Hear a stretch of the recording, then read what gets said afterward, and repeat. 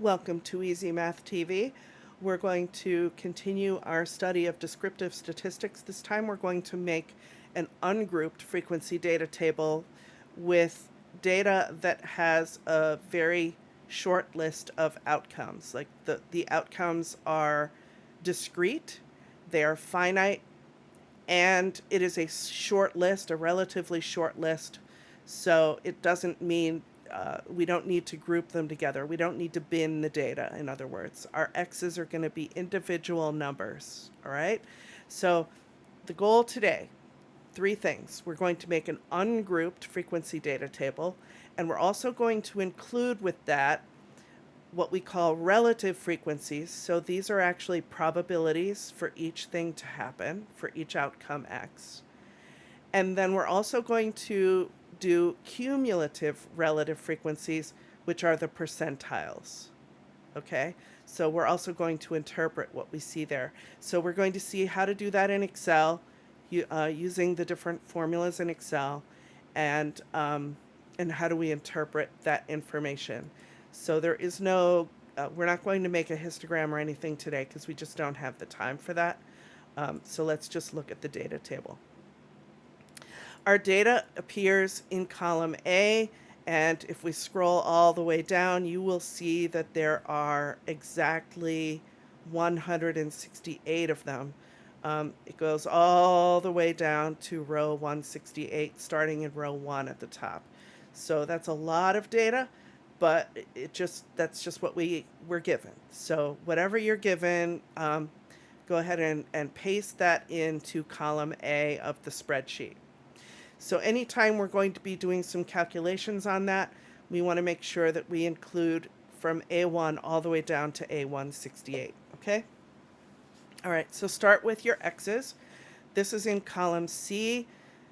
These are our outcomes. So when you see the letter X, lowercase x, those represent the individual outcomes of our random variable, which is capital X. So capital X is the random variable. Little x are the individual outcomes of that random variable. And it's interesting because these are the actual numbers that appear over there, and it's kind of hard to understand why the numbers are what they are, but this is just what they are. This is a video game, and it has to do with some kind of reward that you were getting for some kind of activity. So capital X is a random variable for the reward received in that video game for a specific activity. And just to make an observation, this is a discrete distribution, and it does call for making an ungrouped frequency table because there are only 1, 2, 3, 4, 5, 6, 7, 8, 9 unique outcomes. That's it. There aren't more than those. That's the entire list of possible outcomes. So we are going to make an ungrouped frequency data table, that means. So you can see these are not ranges of numbers. These are individual numbers that you see under the X column. And I literally just typed them in. We're only going to be doing totals in 2 of the columns. So the totals row down here will apply to the frequencies and the relative frequencies only. So we'll get that in a minute.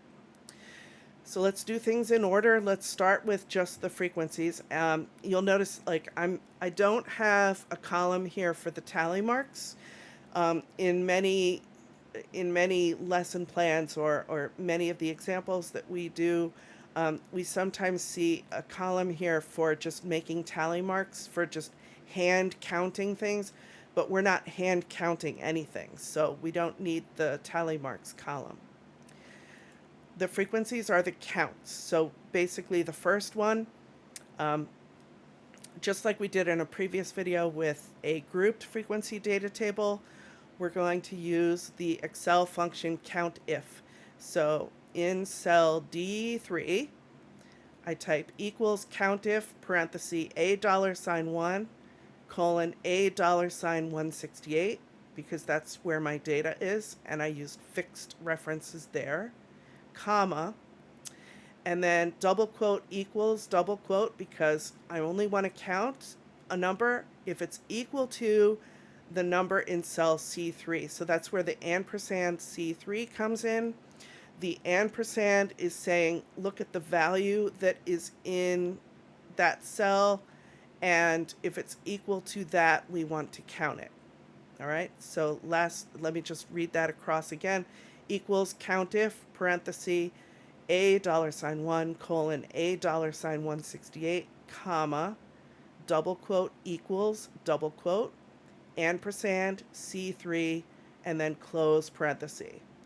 So that's going to give us a formula that we can then click on the anchor in the lower right corner and fill all the way down to the last X value. Do not fill that down into the totals, because that's a separate calculation. In the totals row, it's literally a total. So you're adding up all of the numbers above it. So that's equals sum, equals sum, parenthesis, D3 colon D11. And your table may be a different length than mine, but in my data table, all of the frequencies occur from D3 down to D11. So I'm adding up all those numbers. And you can see that that agrees with the number of entries that I had in column A. Column A actually had 168 numbers in them, so I've managed to count all 168 of those numbers. Okay, so it's kind of a good check.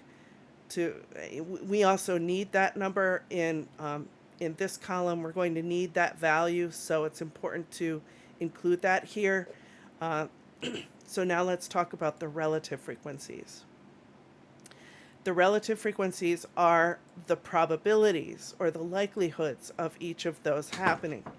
And those numbers can appear as decimal values, or they can appear as percents. So if I change the number to a percent, you will see 8% of the time we should expect the number 40.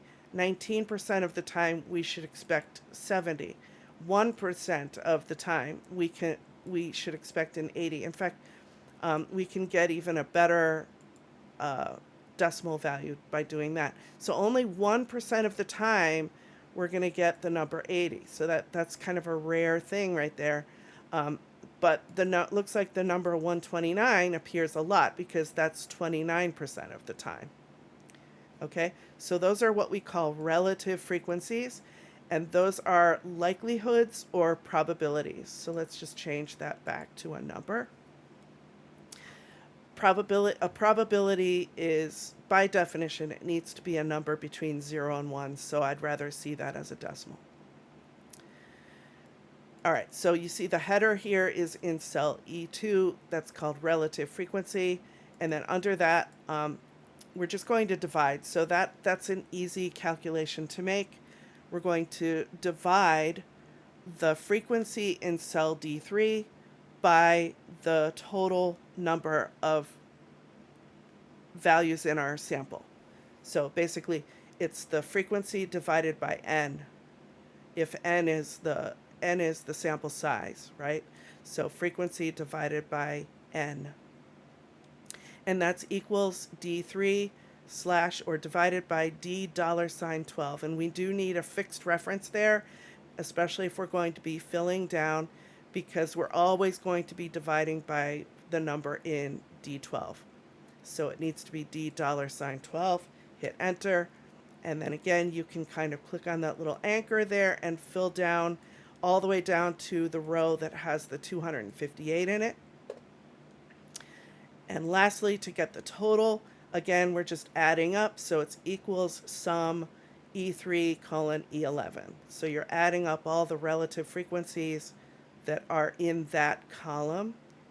Hit enter, and that number needs to be 1 or 0.999, like a number that is extremely, like, virtually 1. Because that's got to be 100%. We need to capture 100% of our values in that column, and this is giving us the each number as a decimal, but if we wanted to, again, if we wanted to rewrite them as a percent, we could just click on percent up here, and that tells us what the percentages are of each of those outcomes. And we'll just leave it like that. Now the last column is for cumulative relative frequencies. So the relative frequencies just give us the probabilities or the likelihoods for each individual outcome. For each individual outcome. So like the probability of 110 is 7%. That happens 7% of the time.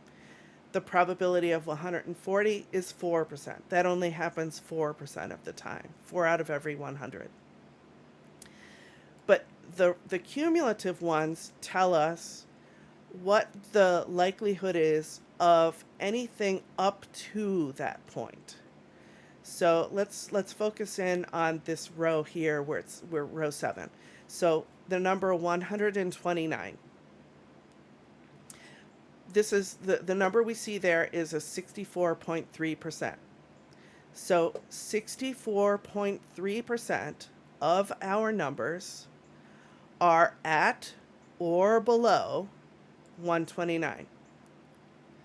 So that is the percentile of 129, 64.3%. That is the percentile.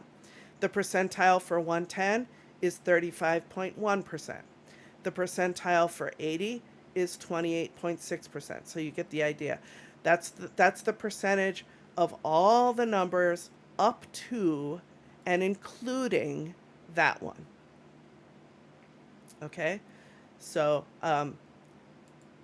almost 2/3 of our numbers are from 40 up to 129, including 129. Okay, so basically below 140. So if we wanted to sort of describe it, we would say that 2/3 of our data is below 140. It's in this range below 140. Because the 140 is at 67.9%, which is a little more than 2/3. Okay, so there we go. So that's how you interpret those numbers. But how do we type it in? So let's look at F3, for example. F3, we're just going to copy over the number that's in E3 because there's nothing to add to it. So it's just going to be equals E3 and hit enter. Our pattern is established in F4, and that's going to be equals E4 plus F3. So you want to add those two numbers together. You want to take the relative frequency from that row and add it to the number above. So it's the number to the left plus the number above equals E4 plus F3. No fixed references there because we want that pattern to continue all the way down. In fact, we could go all the way down to this 100% down here, which I'm going to put it back in terms of this blue color because that should equal the number in our totals row. That should be all of our data, 100%, all the way up to 258. Okay, so that is what your ungrouped frequency data table should look like if we are including the frequencies, the relative frequencies, and the cumulative relative frequencies. This is what it needs to look like in Excel, and you've actually seen what all those formulas are, so you can go ahead and create your own table in Excel. Like, subscribe, comment down below, share these videos with other people in the class or other people who are taking statistics and need to create these things. Hopefully this helps you out a lot. And I'll see you in the next video.